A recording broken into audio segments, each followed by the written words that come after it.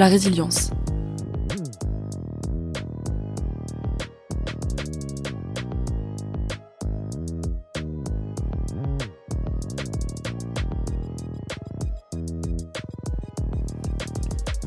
La résilience est un phénomène psychologique qui consiste, pour un individu affecté par un traumatisme, à prendre acte de l'événement et ne plus vivre dans le malheur. Jean-Marc Mailly en a une définition qui lui est très personnelle, forgée par son histoire. L'art est la capacité de rebondir face à un traumatisme qu'on a causé à quelqu'un qui n'a rien demandé et qu'on s'est imposé à nous-mêmes. Pour lui, emprunter le chemin de la résilience, c'est donc être capable de se dépasser soi-même, d'assumer ce qu'on a fait, et finalement de revivre de ses cendres. C'est accepter sa souffrance et se responsabiliser. C'est rejoindre le monde des vivants quand on a été au pays des morts. À l'âge de 20 ans, Jean-Marc Mailly est condamné pour vol avec violence, évasion et 2 homicides involontaires. Il passe 18 ans de sa vie en prison. Hanté par le remords, il décide à sa sortie en 2003 de passer encore 18 années à racheter sa dette, non pas envers la société, car cette dette ne sera selon lui jamais payée, mais envers lui-même, en faisant de la prévention de la récidive et de la non-violence ses combats. Dans cet épisode, Jean-Marc nous parle de son enfance empreinte de violence, et c'est même à travers la violence qu'il se définit dès les premières minutes de la conversation que vous vous apprêtez à écouter. Il nous explique ce qui l'a amené à faire les mauvais choix et à s'enfermer dans une spirale infernale destructrice. Il nous éclaire sur les dures réalités du système carcéral et sur ce qu'il a vécu en prison. Comment rester debout dans un milieu si destructeur, tout en portant le poids de sa culpabilité?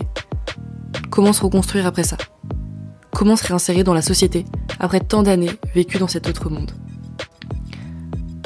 Vous écoutez La Voix de l'Ombre et nous sommes ravis de vous présenter l'histoire de Jean-Marc Mailly sur le chemin de la résilience.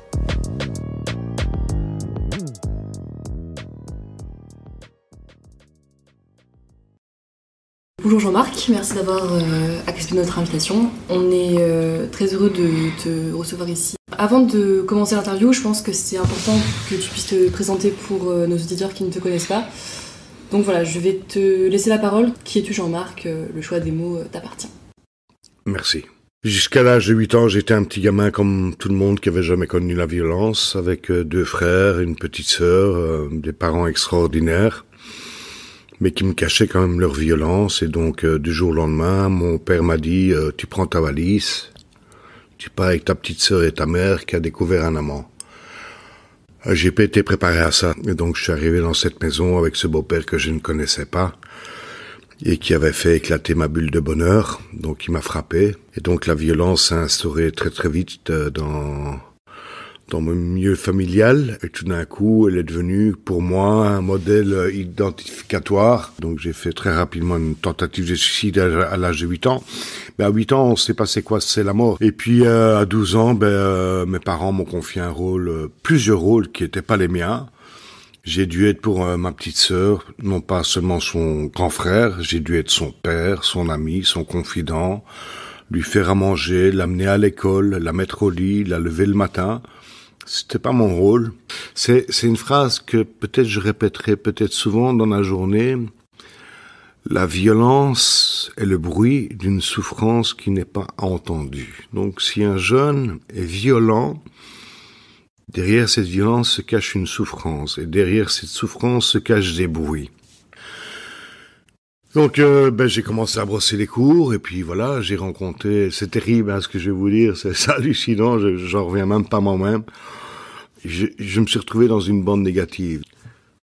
Quand on est parent et qu'on met un enfant au monde, c'est pour lui dire qu'on l'a voulu, qu'on a envie de lui inculquer des valeurs. Mais quand vos parents vous en ont rien à foutre de vous, ça n'a aucun sens pour moi. Et donc ça veut dire que les copains que vous pouvez rencontrer, vous allez effectivement aller vers ceux qui ont les mêmes problèmes que vous en fait. Et donc, c'est ce que j'appelle la bande négative. C'est la bande, on porte un masque. Donc, on joue un rôle qui est pas le nôtre, mais qu'on a besoin parce qu'on pense qu'on va être aimé par des gens qui sont effectivement dans les mêmes problématiques que nous, avec des parents alcooliques, toxicomanes, qui se désintéressent de la société. Et donc, on fait des choses, comme chacun d'entre nous a fait les 400 coups, on pourrait mal tourner, en fait. À l'âge de 16 ans, j'ai compris ça. Et je sentais qu'il y avait quelque chose qui se passait pas bien au fond de moi, que c'était pas normal la vie que je vivais. Donc j'ai repris des médicaments, là je suis tombé dans le coma. Et bizarrement, le gars qui m'a élevé dans la violence m'a sauvé la vie. Et on m'a mis en psychiatrie, dans un centre pour jeunes, des personnes toxicomanes, alcooliques et des jeunes. Et ces gens se sont dit, on va l'envoyer chez son père. Mais mon père, il travaillait toutes les nuits en fait. Et je m'entendais pas avec ma belle-mère. Et donc le problème, c'est que comme mon père, il travaillait toutes les nuits, et que ma belle-mère en avait rien à foutre de moi, j'ai fréquenté d'autres bandes négatives. On a envie d'aller au-delà, c'est une échelle de la délinquance en fait. Hein. La souffrance et le bruit d'une violence qui n'est pas entendue.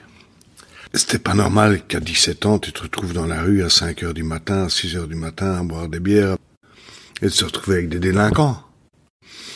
Mais à un moment donné, quand on a un seul modèle identificatoire, on n'a que ça comme modèle. Et donc à l'âge de 16 ans, je vous ai dit, j'ai fait une tentative, je suis tombé dans le coma, et on m'a envoyé, donc j'étais chez mon père, et mon père a plus voulu de moi en fait. Mon père, quand il a su les problèmes que j'avais, a préféré que je retourne chez ma mère. Il s'en est voulu. J'ai rencontré des très mauvaises personnes avant de rentrer en prison. J'ai rencontré un juge de la jeunesse, je faisais tellement de fugues, mes parents me recherchaient même pas. Donc à un moment donné, donc tu vas voir un juge de la jeunesse, tu dis je suis en fugue depuis 4 jours. Et ce gars dit écoute, j'ai beaucoup de travail aujourd'hui, tu vas dormir 24 heures au cachot et puis je te reçois le lendemain matin 5 minutes. Ça dure 5 minutes. Ce gars il me dit t'as vu le nombre de dossiers que j'ai ici de délinquants? Reviens me voir quand tu auras fait une grosse bêtise. Et malheureusement 6 mois plus tard, 2 potes d'une bande négative me proposent d'aller faire un cambriolage. Il faut être 3. On n'ose pas dire non, parce qu'on a un rôle à jouer. Quand ils m'ont proposé ça le 24 novembre 1984, j'aurais pu au moins à 5-6 reprises arrêter ce cheminement et me dire je vais pas les accompagner. Mais je te respecte parce que j'ai peur de toi, donc je vais te dire quand même que j'ai une force, quoi. Donc c'est une personne qui a été volée une dizaine de fois, dont avec eux, donc qui la connaissait. Et donc on arrive chez cette personne-là, donc on fait comme ils font d'habitude, c'est une personne âgée, et on il a reconnu mon complice. Donc il n'a pas voulu me laisser sortir, il a voulu prendre un fusil au mur, et le mot qui a tout déclenché chez moi, c'est le fait qu'il ait dit qu'il allait appeler la police. Il voulait pas nous laisser sortir, donc je l'ai assommé. Je l'ai assommé. J'ai pas voulu le tuer, je l'ai assommé, et on est parti. Et il va mourir 48 heures plus tard. Alors, j'ai été arrêté très vite, une semaine après. Le juge, il m'a emballé comme un paquet dans un sac poubelle, et puis je t'envoie d'abord dans un IPPJ, un institut de protection publique de la jeunesse en Belgique. Hein. C'est comme ça j'avais 17 ans et 6 mois. En 1984. Donc j'ai été arrêté le 30 novembre 1984 et le 1er décembre, j'ai passé 15 jours dans une prison pour adultes. Sur 10 mineurs qui ont fait un passage à l'acte, 9 sur 10 ont été des jeunes en danger et en difficulté. Je dis souvent que personne ne devient un criminel au monde quand il naît. Et pour un mineur, c'est compliqué de comprendre parce qu'on lui donne pas la force d'ouvrir cette autre part du potentiel qu'il n'a pas encore exploité. Chez nous, en Belgique, si vous allez sur YouTube et vous tapez la pire prison de Belgique, c'est à Lantin où j'ai passé pendant 5 ans, vous vous rendez compte dans l'endroit dans lequel vous êtes. Vous êtes 2, 3 dans une cellule de 9 mètres carrés. Donc ce qui s'est passé, c'est qu'après 15 jours, passé tout seul en isolement dans cette prison de Saint-Gilles, j'ai été envoyé dans un IPPJ. J'ai fait un travail super avec les éducateurs. Ces gens m'ont dit, on va t'expliquer que tu as du potentiel, des qualités. On comprend pas tous ces mots-là. Ça n'a pas de sens quand on a 17 ans, quand on a été élevé dans la violence. Qu'est-ce que c'est que du potentiel? Tu me dis que j'ai de la richesse en moi? Mais non, mon destin, il est tracé. Et la chance que j'ai eue, où les éducateurs à l'époque m'ont permis d'écrire mon histoire. Je l'écris à la main, 168 pages. À l'époque, il y a un réalisateur et un expert psychiatre extraordinaires qui ont décidé de faire un film sur ma vie. Donc c'est un journaliste qui enquête sur moi, qui dit ouais, le gars, il a tué un petit vieux, ok. Bah il a pris 18 ans de prison, ok. Et à la fin du film, c'est un film très violent. Hein. Mon expert psychiatre parle avec un magistrat de Bruxelles et dit et qu'est-ce qui va se passer maintenant pour Jean-Marc? Il va répondre, il est condamné à mort. Ça veut dire quoi? Il a pris 18 ans en Belgique, il va prendre perpète au Luxembourg, ça va faire 51 ans de prison, il sortira plus jamais de prison, il est condamné à mort. Le 16 septembre 2022, je vais enfin sortir de prison. Ils ont eu raison sur une chose, c'est vrai. Depuis que je suis sorti, je n'étais pas sorti de prison. Mais je sais, c'est un choix, c'est une peine que je me suis infligée à moi-même. Sans magistrat, sans juré, sans public, je me suis dit, j'ai eu cette deuxième chance, grâce à des amis extraordinaires, et je me suis dit, t'as passé 18 ans, 10 mois et 17 jours de ta vie en prison, maintenant tu vas t'infliger 18 ans, 10 mois et 17 jours en liberté pour essayer de transmettre, dire simplement par où je suis passé. Sur 10 jeunes, entre 16 ans et 18 ans, qui ont été dessaisis et renvoyés comme des adultes qui n'étaient pas devant un tribunal correctionnel ou cour d'assises. Après un passage en prison, il y en a 9, je dis bien 9 sur 10 qui vont récidiver à leur sortie. La prison, c'est l'école du crime et du vice. Vous croyez que vous êtes victime du système. Et vous pensez que c'est à cause de vos parents, de l'école, de vos amis, de votre bande négative. Et vous allez continuer à croire à ça. Hein? Et tous les soirs, vous allez regarder, quand vous êtes couché sur votre lit, les photos de ceux que vous aimez bien, que vous n'avez toujours pas compris, en fait, que ça, c'est les dommages collatéraux. Vous allez le comprendre plus tard quand vous allez sortir de prison. J'avais déjà très bien compris cet endroit, cet enfer. Des grilles qui claquent, des œilletons qui se ferment, des portes qui se ferment à clé, des bagarres dans les préaux, pas à 1 contre 1, ça, à l'époque ça existait, maintenant c'est plus le cas, c'est à 10 contre 1. La toxicomanie, ce bruit 24 heures sur 24, toutes ces musiques du monde où on n'a plus de calme, on n'a plus d'intimité non plus, donc pour ne pas aller au préau, on laisse les 2 autres aller au préau, comme ça on peut faire ses besoins tranquilles, quoi, dans l'intimité. On gère pas la télévision, c'est celui qui a de l'argent, enfin, pas celui qui a de l'argent, celui qui est le plus fort de la cellule. Voilà. Après 3 ans, on connaît la prison. Les murs de béton, des barbelés, des gardiens. Toujours la même chose, toujours se maintenir. Et toujours, là, on est obligé de porter un masque. La force d'une prison, c'est le regard et la voix. On sait que ça peut partir en couille à tout moment. Pratiquement, la plupart des détenus ont 200 mots de vocabulaire. Faut savoir que chez nous, mais comme chez vous aussi, hein, il y a plus ou moins 45% d'analphabètes dans les prisons. Il y en a 30% qui ont à peine leur diplôme de l'école primaire. Il y en a 1% qui a passé son bac. Donc c'est compliqué de parler à un jeune, s'il n'a que 200 mots de vocabulaire, lui dire un de plus qu'il comprend pas, il croit qu'on l'agresse et c'est parti en couille. Voilà, c'est comme ça que ça se passe en fait en prison.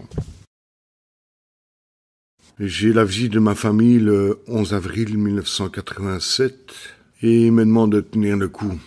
Le problème, c'est que j'ai fait une tentative d'évasion 2 ans avant dans une prison à Nivelles. Donc quand je suis condamné à 18 ans de prison alors que le procureur demandait entre 10 ans et 15 ans et j'étais prêt à accepter 15 ans, j'étais prêt. La présidente, au moment des délibérations, on commence à 20 ans pour moi. Les jurés comprennent pas, donc ça tombe à 19 ans et je prends 18 ans. Et j'avais dit à mon avocat que si je prenais 15 ans un jour, je m'évaderais. C'est pas possible d'être condamné autant de ce qu'on a vécu en liberté, je veux dire. Et donc, 5 mois plus tard, j'ai tenu parole, je me suis évadé. Je voulais me faire abattre. J'avais pas envie de mourir en prison, j'avais déjà essayé. Les gardiens m'ont sauvé la vie. Et donc, je suis parti avec une prise d'otage parce que j'étais violent. Je ne connaissais que ça. Donc, c'était vraiment une prise d'otage très violente. Le lendemain matin, on est rentré dans un café. On n'était pas armés. Et 2 gendarmes sont rentrés. Ils savaient qu'on était là. Un des gendarmes m'a demandé ma carte d'identité. J'ai pas de carte d'identité. Donc, je lui ai dit qu'elle était dans la voiture, là, sur le parking. Mon complice, qui avait le même âge que moi, a dit la même chose.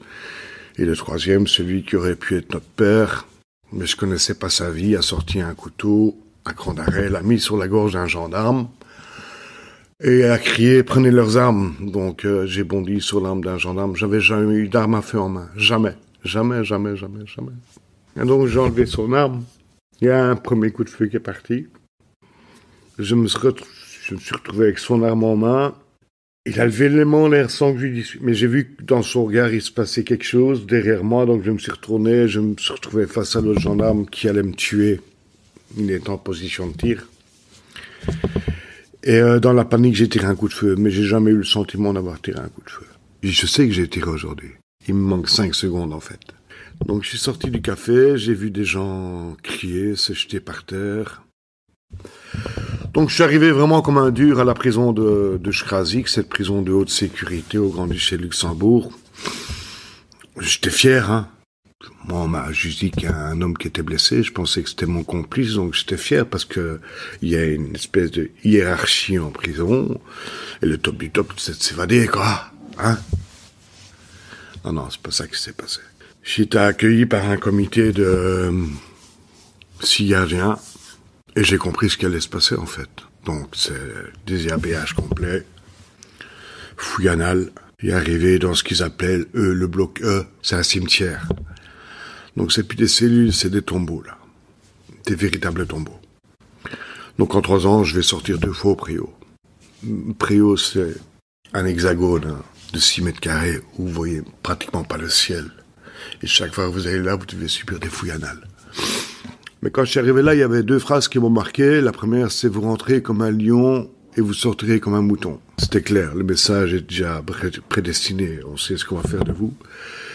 Et le second était très dur, je l'ai pas compris au début. C'était dans leur bureau, chaque fois que je vais me déshabiller et subir une fouille anale, c'était sur un fond orange bien vif, avec un carré noir et écrit en noir « Vous pourrez trouver de tout ici sauf de l'aide ». Vous comprenez pas. Vous avez même pas 20 ans. Pas de courrier, pas d'avocat, pas de visite pendant 20 jours, vous êtes au secret. Et 5 fois par jour, vous subissez des fouilles anales. On tape dans votre carreau, on vide toute votre cellule, alors que vous savez que vous avez rien du tout, en fait. La première année, je l'appelle l'année de la déshumanisation totale. Ils savent que vous êtes là, vous avez 3 manières de vous en sortir. Soit vous pouvez vous en sortir, ce qui sera très rare, ou vous allez devenir fou, ou vous allez vous suicider, ou vous allez sortir beaucoup plus violent qu'avant. Il faut comprendre, il faut rentrer dans ce schéma-là. À un moment donné, c'est ce qui s'appelle la prisonisation. Mais comme vous avez été prisonisé dans votre vie, vous avez compris que, waouh, il faut même pas bouger, hein. On est comme un cafard. Ils peuvent nous écraser. Ils ont un droit de vie ou de mort sur nous. Il y a des gardiens qui adorent faire grève et faire des barbecues et boire de la bière devant les cellules des détenus parce que ils en ont rien à foutre, parce que leur salaire est pas augmenté. Ok, il y a ceux-là qui existent. Ceux qui font de l'absentéisme chronique, en fait, parce qu'ils adorent ça. Vous avez cette deuxième catégorie. Le milieu. Je parle toujours du milieu, hein. Ceux qui ont compris, qui ont cette conception du métier d'agent pénitentiaire et qui se disent la violence et le bruit de souffrance qui n'est pas entendu. Tu vas faire une panne, on va s'accompagner mutuellement dans une espèce de prison, parce que qu'est-ce qui s'y différencie une prison d'une société? C'est juste des murs, en fait. Si t'as envie de pleurer, tu pleures avec moi. Si t'as envie de rigoler, tu rigoles avec moi. Mais tu vas faire ta peine et on va faire en sorte que ce soit dans l'humanité. Réciproquement. Et vous avez cette troisième catégorie qui sont les bourreaux, qui se pensent investis du message que la société leur donne en disant « On vient de vous amener un déchet, et si on veut le détruire, on le détruira. » Et l'isolement est un incinérateur. C'est la religion qui m'a sauvé de la vie en prison. J'ai lu 3 fois la Bible, avant le 14 juillet 1987. Et je me suis dit maintenant, ok, ma famille m'a laissé tomber. Je me souviendrai de la seule lettre de ma mère que j'ai lue après 20 jours de secret. Elle m'a dit, Jean-Marc, mais qu'est-ce que tu nous as fait? Ton frère et ta sœur n'osent même plus aller à l'école. Et nous, on nous monte du doigt dans la rue. Je n'ai quand même pas créé un monstre. Je t'oublie à tout jamais. Et quand vous avez la lettre de votre beau-père, ce gars qui vous a élevé à coups de poing et qui vous dit, salaud, SS, t'as tué la fille d'un gendarme, tue-toi. Quand vous avez la presse qui ose écrire des fauves de 19 ans et qui vous disent qu'en 5 mois vous en êtes devenu un, avec cette vidéo La mort dans l'âme qui est écrite en vous disant ce gars est condamné à mort, il sortira plus jamais de prison. Vous avez une telle pression que vous vous dites c'est mon destin, je m'en sortirai jamais, je vais mourir. J'avais droit la 2e année à 10 livres en isolement, 10 livres, pas la première année. 5 livres le mardi et 5 livres le jeudi. J'ai pas le choix de mes lectures. Mais parfois, j'ai eu des très beaux livres, comme Auguste Le Breton, un ancien détenu qui va écrire Les Hauts Murs. On en a fait un film d'ailleurs. Après, qui écrira La Loi des rues. Extraordinaire. Les Giuseppe Giovanni. En fait, il y a une chose qui m'a sauvé dans ma cellule. C'est mon miroir, parce qu'il était dépoli. Je savais pas me voir dedans. De toute façon, je savais plus regarder mon regard. Donc, quand on a 20 ans et qu'on a déjà enlevé 2 fois par accident la vie à quelqu'un, c'est impossible de vivre. Donc, voir cette vidéo, la mot dans l'âme. Donc, vous savez que vous êtes seul. Et donc, vous comprenez pas encore cette phrase. Vous trouverez de tout ici, sauf de l'aide. Donc, je décide de me pendre. Il faut savoir qu'en isolement, on est surveillé toutes les 6 minutes. Donc, ça doit aller très vite. Et je rate. Il y a un truc mystique qui se passe. Et là, c'est un petit peu la confrontation avec moi-même, comme je l'appelle en fait. C'est comme si... on dit souvent qu'on est entre 4 murs. On n'est pas entre 4 murs, en fait. On est dans un cube de 1 à 6. On a 4 murs. On a le sol qu'on le regarde très souvent parce qu'on pleure et on est souvent au sol. Ça, c'est le numéro 1. Et le 6, c'est le plafond, en fait. Parce que finalement, quand on dort, on peut regarder le 2, le 3, le 4, le 5. Mais le 6, c'est le plafond qui nous amène en haut. Et donc, ça a été une espèce de miroir. Si j'aurais pu traduire en mots ce que j'ai vécu après ce 14 juillet 87, quand le câble de mon cordon de radio a cassé, c'est une phrase que j'ai appris il y a 2 ans par un pédopsychiatre français qui travaille à Paris, s'appelle Jean Ney, qui dit à certains jeunes: arrête de crier ce que tu n'es pas, parce que je n'entends pas ce que tu es. Si ce 14 juillet 1987, j'aurais pu traduire ces mots, je l'ai traduit autrement. Ça veut dire que je me suis vu tout nu, entouré de miroirs. Et là, je me suis souvenu qu'un éducateur 3 ans auparavant, dans un EPM, avait dit: Jean-Marc, enlève ton masque et apprends à ouvrir cette part du rideau et de voir que tu as des dons et que tu vas devoir les exploiter. Et j'ai commencé, heureusement que je savais lire et écrire. Je suis tombé sur un livre extraordinaire qui s'appelait Norman Mailer, qui a eu le prix Pulitzer en 1979 aux États-Unis et qui a écrit l'histoire de Gary Gilmore, en fait. Alors, qui est Gary Gilmore? Vous savez que de 1967 à 1976, tous les États américains ont aboli la peine de mort. Donc, il n'y a plus aucune exécution capitale. Et Gary Gilmore a passé sa jeunesse dans des orphelinats et puis dans des centres éducatifs fermés. Et puis, il a passé 18 ans de sa vie en prison. On l'a libéré. Son modèle identificatoire était comme le mien, la violence. Et donc, il est sorti, il a tué 2 personnes. Donc, il a de nouveau été arrêté. Il a été condamné à mort en 1974. Et il n'a pas voulu se battre devant la Cour suprême pour obtenir une réduction de sa peine et d'être condamné à perpétuité. Il a dit: non, je veux mourir. Parce que je sais, de toute façon, je viens de passer 18 ans de ma vie en prison, donc quand je sortirai, je serai toujours la même personne. Donc il a décidé d'être exécuté. Et quand j'ai lu l'histoire de Gary Gilmore, c'était un gros morceau. Hein. C'est le seul livre que j'ai gardé pendant 2 semaines. Je l'ai relu 2 fois. Et là, je me suis dit: waouh, je vais devenir comme lui, en fait. Je vais sortir de prison, j'aurai connu l'université du crime, je vais sortir avec une thèse en criminologie, et je vais être comme lui. Si vous allez frapper à 9 portes, toc toc, première porte, bonjour, je m'appelle Ahmed, je m'appelle tout ce que tu veux, j'ai fait de la prison. La personne va dire: si t'as fait de la prison, c'est que t'as fait du mal à quelqu'un, donc si t'as fait du mal à quelqu'un, tu vas me faire du mal à moi aussi, au revoir. 2e porte, c'est la même chose, 3e porte, c'est la même chose, 4e porte, c'est la même chose, 5, et il y a la 10e porte qui existe, où des gens vont vous entrouvrir la porte. Ils vont pas applaudir ce que vous avez fait, mais ils vont vous dire: vous avez une force mentale. Et je pense que quel que soit le bagage qu'on peut avoir en étant en prison, la grande chance que j'essaye d'expliquer à ces détenus, c'est que cette violence du temps perdu doit devenir une violence de la patience et une violence de l'avenir. C'est là où on peut acquérir des choses quand on va sortir, parce que le monde qui nous attend est cruel. Au mois d'août, je vais devoir déménager pour la 24e fois. J'ai plus de meubles. Pas grave, je suis pas matérialiste, hein. J'ai mes bouquins, j'ai mes vêtements. Ça, c'est pas le problème. Mais quand vous faites un travail comme le mien, qui est mentalement très fort, psychologiquement, aussi bien dans un homme debout, dans des conférences, vous rentrez chez vous et vous êtes chez vous. Moi, pour l'instant, j'ai pas cette occasion-là. Donc, je pense que c'est pas normal qu'après... Mais bon, c'est un choix, hein.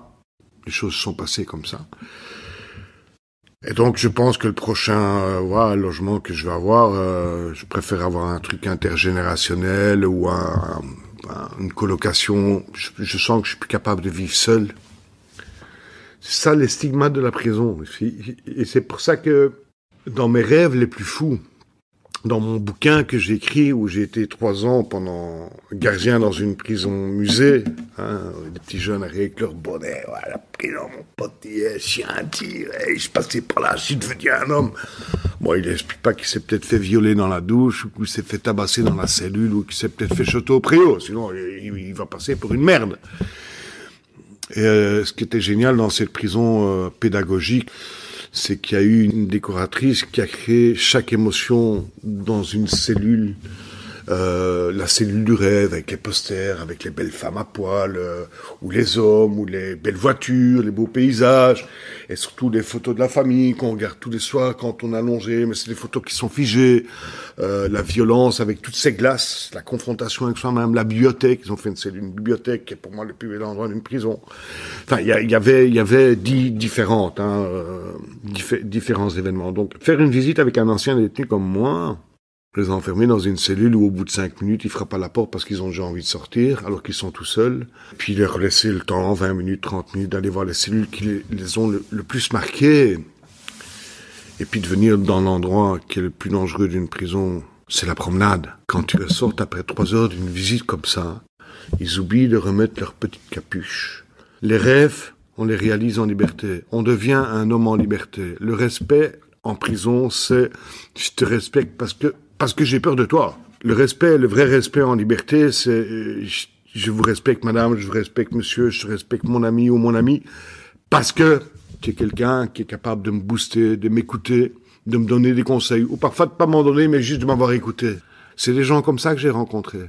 C'est 10e porte de l'humanité. Vous savez, le 16 septembre 2022, je vais inviter tous ces gens auxquels je n'ai jamais cru un jour en prison, même en prison, pouvoir un jour rencontrer. Et qui m'ont aidé, aussi bien professionnellement que financièrement, qu'en amitié, qu'en amour. Il y a beaucoup de personnes qui t'ont aidé quand tu étais en prison?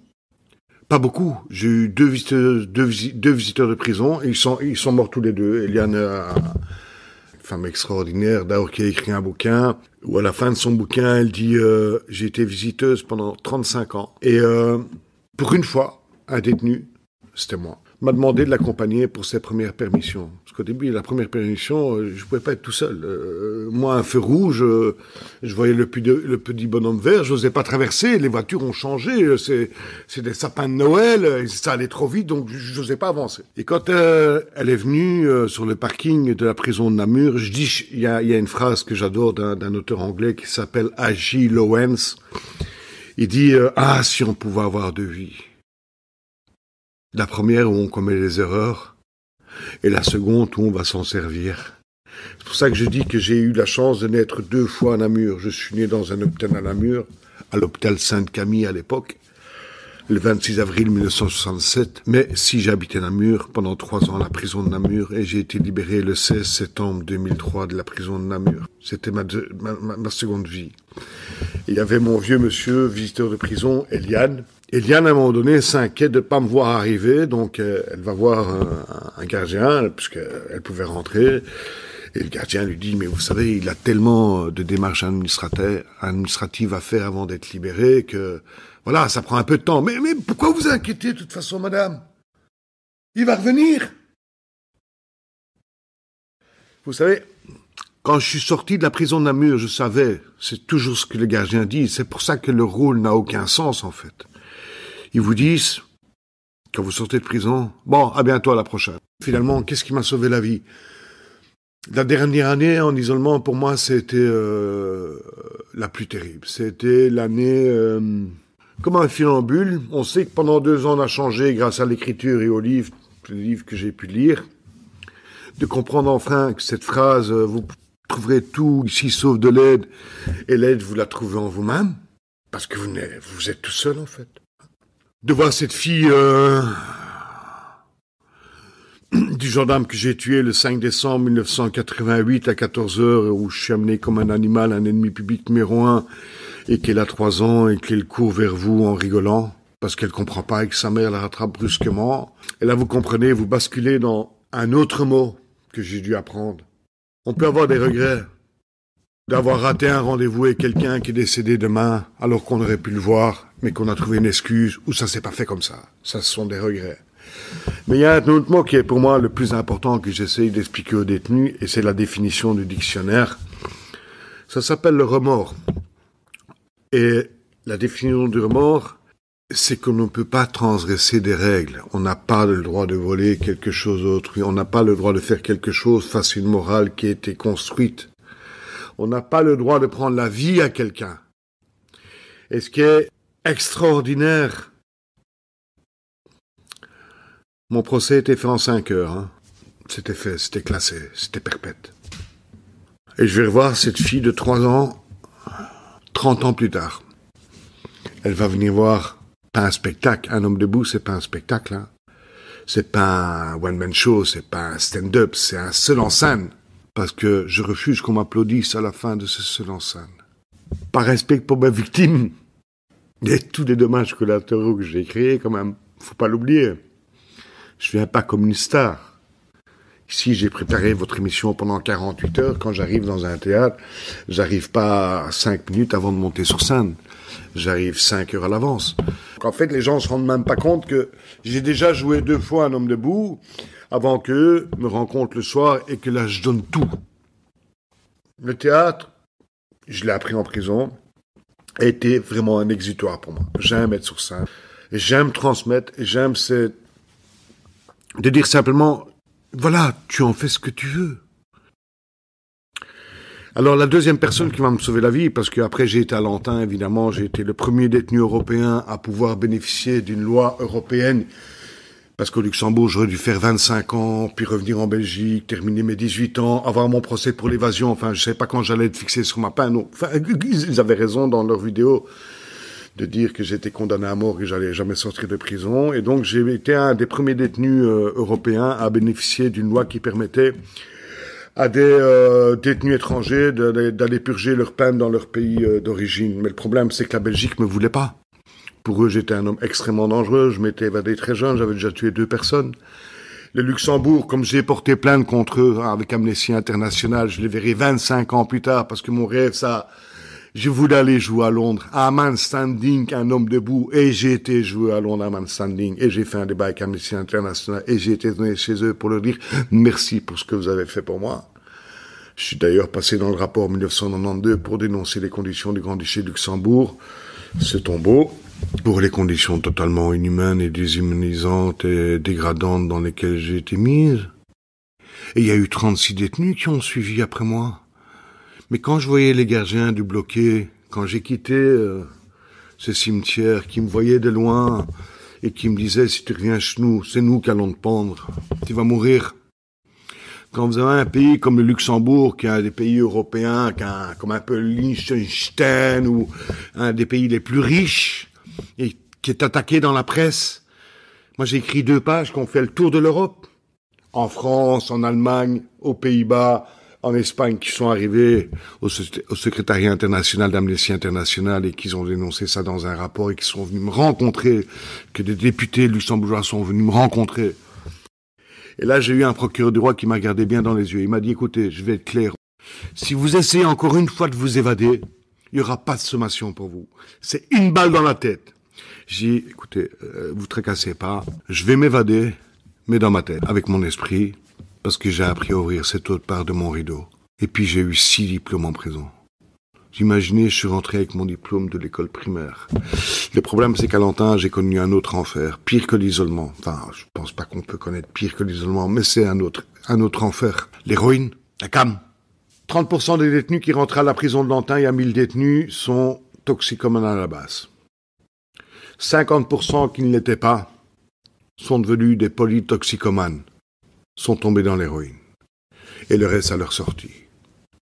Et moi, il a fallu qu'un jour, au bout de ma 5e formation, de mon 5e diplôme où je devais être le meilleur, moi, c'était du 100%.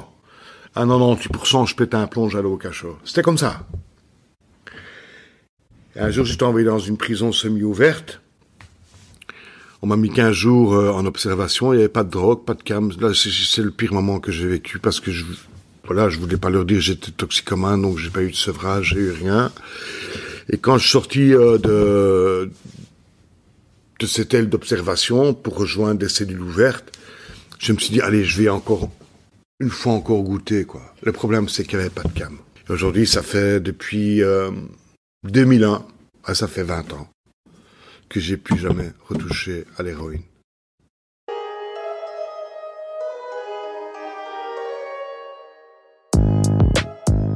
Merci à tous d'avoir écouté la première partie du témoignage humain et sincère de Jean-Marc Mailly. Vous pourrez découvrir la deuxième partie à la fin de la semaine sur toutes les plateformes d'écoute. Jean-Marc abordera ses combats pour prévenir la récidive, favoriser la non-violence et l'approche créatrice de ses actions. Il reviendra sur le mal carcéral français et belge, sur ce qui se passe dans les prisons, sur ce qui s'y passe réellement, et il évoquera comment nous pourrions améliorer notre système.